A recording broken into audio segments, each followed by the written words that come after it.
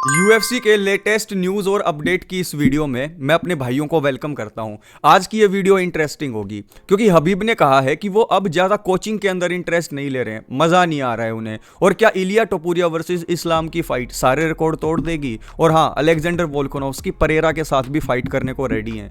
और पिम्बलेट और Michael Chandler की फाइट फिक्स होने ही वाली है। क्या ये सच है? पूरा मामला आज की इस वीडियो में डिस्कस करूंगा। लेकिन आगे बढ़ने से पहले अगर आपको ये वीडियो पसंद आए तो लाइक का बटन जरूर दबाना है, शेयर जरूर करना है, क्योंकि जब आप लाइक का बटन नहीं दबाते हो तो फिर यूट्यूब इस वीडियो की रीच रोक देता है और उसके बाद काम करने में मजा नहीं आता। तो चलिए पहली न्यूज से शुरू करते हैं। पहली न्यूज निकल कर आ रही है हबीब की तरफ से। हबीब और हेनरी सोउडो बैठकर बातें कर रहे थे।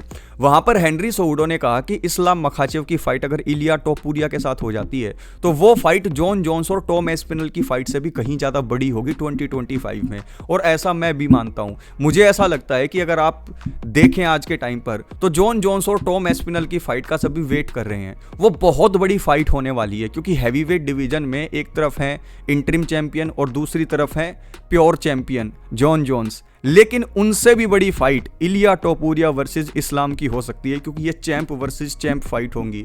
एक तरफ अनडिफिटेड इलिया टोपुरिया होंगे और दूसरी तरफ इस्लाम मखाचेव की लेगेसी होगी। तो मैं यहां पर हेनरी सोउडो की इस बात से एग्री करता हूं और आप बिल्कुल शौक मत होना, 2025 के अंदर ये फाइट आपको जरूर देखने को मिलेगी। और ये फाइट अगर हो जाती है तो जीतेगा कौन, नीचे कमेंट बॉक्स में कमेंट करके बताना। दूसरी न्यूज हबीब की तरफ से आ रही है। हबीब का कहना यह है कि मैं अनडिफिटेड फाइटर था, मैंने जितने भी फाइटर्स के साथ फाइट की अपने हर फाइट कैंप को एंजॉय किया और मेरा करियर बहुत अच्छा था। लेकिन जब से मैं इस कोचिंग के करियर में आया हूं ना, मुझे उतना मजा नहीं आ रहा है।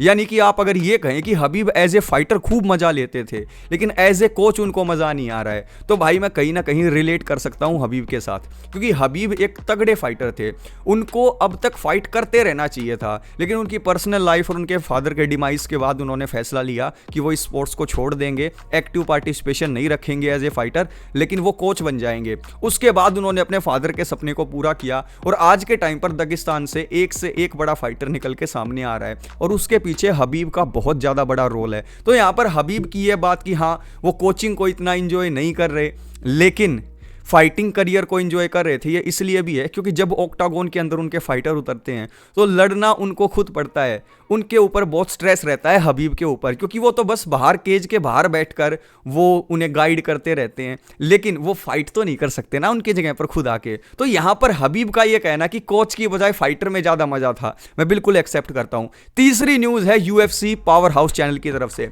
देखो दोस्तों, मैं बिल्कुल ठीक आपके सामने कुछ चीजें शेयर करना चाहता हूं। पहले मैंने अपने आप को कंसिस्टेंसी रखी अपने अंदर, पूरा मैं कंसिस्टेंट रहा 3 महीने लगभग। आपने देखा होगा कोई भी दिन ऐसा नहीं गया जब मैंने वीडियो नहीं डाली।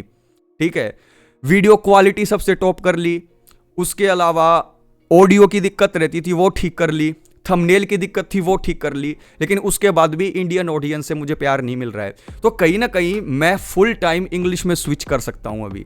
ठीक है, मेरी प्लानिंग है ये और मैंने एक चैनल बना रखा है जो मैंने आप लोगों के साथ शेयर नहीं किया है। 1-2 लोगों ने मेरा एक चैनल देखा है जिस पे 10-15 सब्सक्राइबर हैं, वो चैनल नहीं है मेरा, इंग्लिश का कोई दूसरा चैनल है मेरा।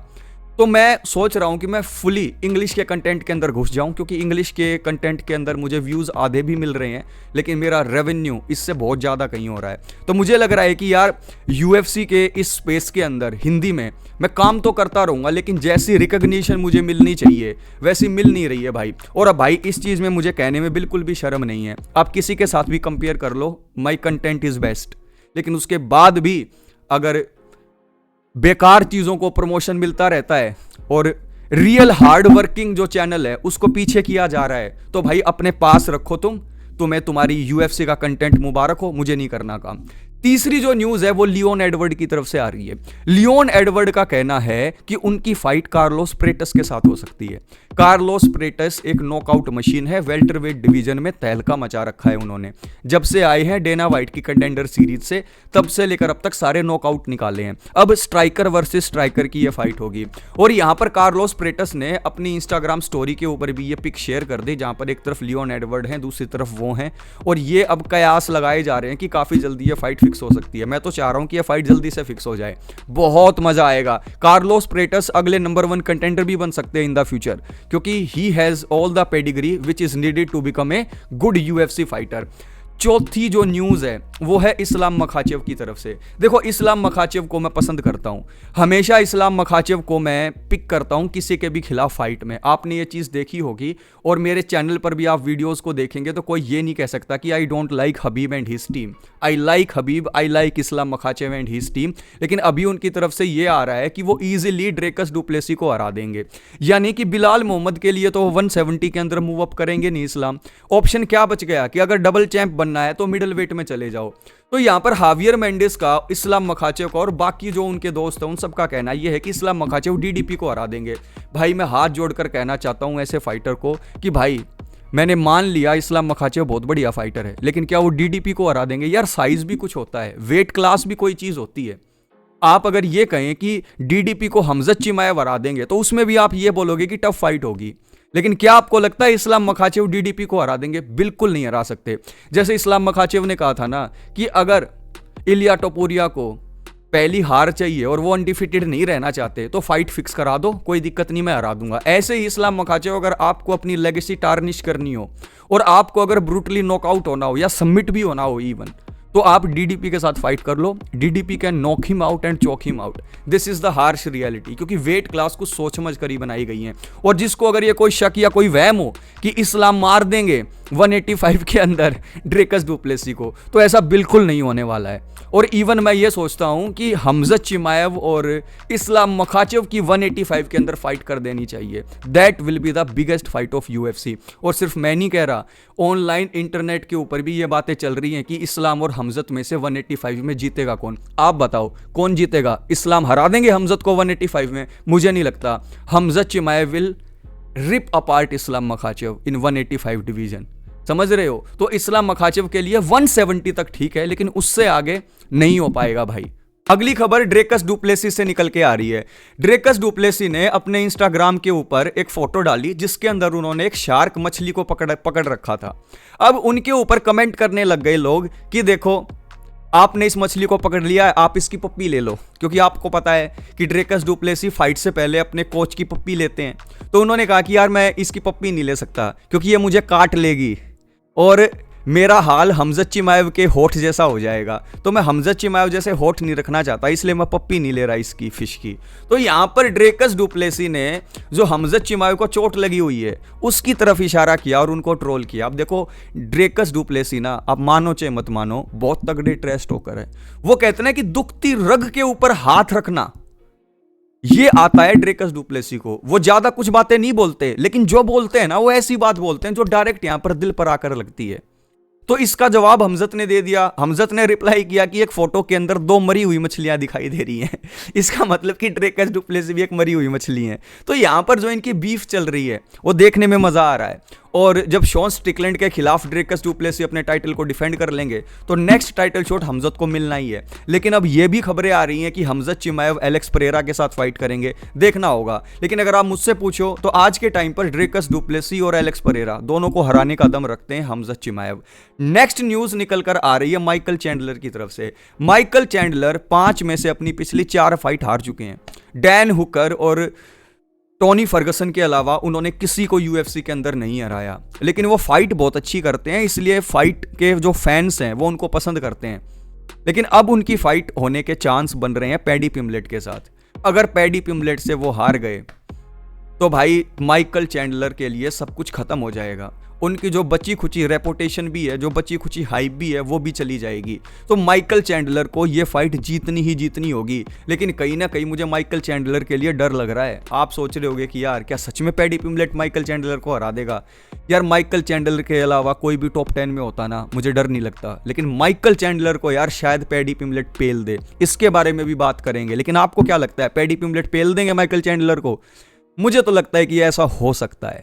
अगली जो न्यूज निकल के आ रही है उसको सुनकर आप पागल हो जाओगे।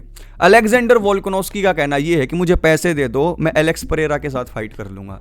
अरे भाई अलेक्जेंडर वोल्कानोव्स्की, आप चैंपियन बन गए थे, चैंपियन बनने के बाद आपने खूब टाइटल डिफेंस किए और आपके पास बैंक बैलेंस भी काफी आ गया है, लेकिन अब आप पैसे के लिए परेरा के साथ फाइट करोगे?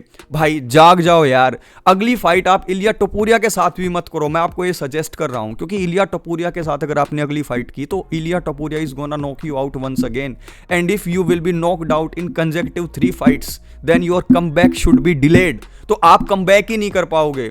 तो भाई अलेक्जेंडर वोल्कानोव्स्की बस एक हार दूर है अपने रिटायरमेंट प्लान से, और इसीलिए वो बहकी बहकी बातें कर रहे हैं। एलेक्स परेरा के साथ दोस्तों कोई मेल ही नहीं बनता अलेक्जेंडर वोल्कानोव्स्की का। अगली न्यूज डेना वाइट की तरफ से आ रही है। डेना वाइट से पूछा गया अपने 4 फेवरेट फाइटर बता दो। हाँ, डेना वाइट ने कौन से 4 फेवरेट फाइटर बताए वो मैं बताऊंगा, लेकिन आगे बढ़ने से पहले आपके फेवरेट 4 फाइटर कौन से हैं उनकी लिस्ट नीचे बना दो। देखते हैं कौन सा फाइटर सबसे ज्यादा फैन फेवरेट होगा, सबकी लिस्ट में कौन सा फाइटर आता है, ये देखने को मिलेगा हमें। अब देखो यहां पर उन्होंने नाम लिया जॉन जोन्स का, उन्होंने नाम लिया जीएसपी का, उन्होंने नाम लिया एंडरसन सिल्वा का, और उन्होंने नाम लिया किसका? सिल्वा का नहीं, कॉनर मैग्रेगर का, और उन्होंने नाम लिया रोंडा राउजी का। हबीब का नाम नहीं लिया और बाकी किसी और फाइटर का नाम नहीं लिया। ये पर्सनल चॉइस है। डेना वाइट को मैं इसके अंदर खींचना नहीं चाहूंगा, सबकी अपनी अलग पसंद होती है। तो यहां पर Jon Jones, Conor McGregor, GSP और रोंडा राउजी। अगर आप मुझसे पूछते तो जीएसपी के अलावा इन तीनों में से मैं किसी को नहीं रखता अपने फेवरेट फाइटर की लिस्ट में। उसके अलावा पैडी पिम्बलेट का कहना यह है कि वो डस्टिन पोरिये को सबमिट कर देंगे। अब भाई पैडी पिम्बलेट ना अपने मन के अंदर कुछ कुछ सोचते रहते हैं। उनके हिसाब से वो इलिया टोपुरिया को भी हरा देंगे, उनके हिसाब से वो इस्लाम मखाचेव को भी हरा देंगे, और उनके हिसाब से वो डस्टिन पोरिये को मिनटों में सबमिट कर देंगे। भाई मेरी एक बात समझ में नहीं आ रही, जेरेड गॉर्डन की रेसलिंग उनसे संभली नहीं, जेरेड गॉर्डन के लेवल की उनकी रेसलिंग है नहीं, तो क्या वो डस्टिन पोरिये को नॉकआउट कर देंगे? नॉकआउट तो चलो मान लिया कर भी दें, लेकिन क्या सबमिट कर देंगे? मुझे ऐसा मुश्किल लग रहा है। मैं आज के टाइम पर लिख के देता हूं कि डस्टिन पोरिये के खिलाफ आप फाइट कर दो, पैडी पिम्बलेट की कुत्ता बना देंगे पैडी पिम्बलेट का डस्टिन पोरिये। जब डेना वाइट मेहरबान तो पैडी पिम्बलेट पहलवान, ये वाला सीन है। पैडी पिम्बलेट के सिर से अगर हाथ उठ गया डेना वाइट का तो वो पिटते फिरेंगे यूएफसी में, लेकिन जब तक यूएफसी उनको बचा रही है वो कुछ कुछ बोल सकते हैं। तो यहां पर माइकल चैंडलर के खिलाफ उनकी फाइट फिक्स हो गई है, जिसको वो जीत तो सकते हैं, लेकिन डस्टिन पोरिये को क्या वो सबमिट कर देंगे? नो यार, मुझे ऐसा बिल्कुल नहीं लगता है। तो आज के इस वीडियो के अंदर जितने भी इंपॉर्टेंट न्यूज अपडेट आज के टाइम पर यूएफसी की दुनिया में छाए हुए थे, आपका भाई आपके सामने लेकर आ गया। जबरदस्त वीडियो बनाई मैंने ये, और भी वीडियोस आपके लिए आती रहेंगी, लेकिन दोस्तों आपको सपोर्ट करना पड़ेगा यार। मैं भी इंसान हूं, मैं भी प्यार को जो है डिजर्व करता हूं। मैं भी सोचता हूं यार कि जब मैं इतनी मेहनत कर रहा हूं तो मुझे रिजल्ट मिलना चाहिए, और जब रिजल्ट नहीं मिलता है तो भाई आप कुछ भी कहो, अब की बार मेरी गलती नहीं है। मैं कंसिस्टेंट भी हूं, मैं लगातार आप लोगों के लिए क्वालिटी कंटेंट भी डाल रहा हूं, मैंने हर चीज में अपने आप को इंप्रूव किया है, लेकिन उसके बाद भी अगर आप ऐसे व्यूज रखेंगे तो नो यार, I am not happy with your response. Take care दोस्तों, नेक्स्ट वीडियो में मिलता हूं।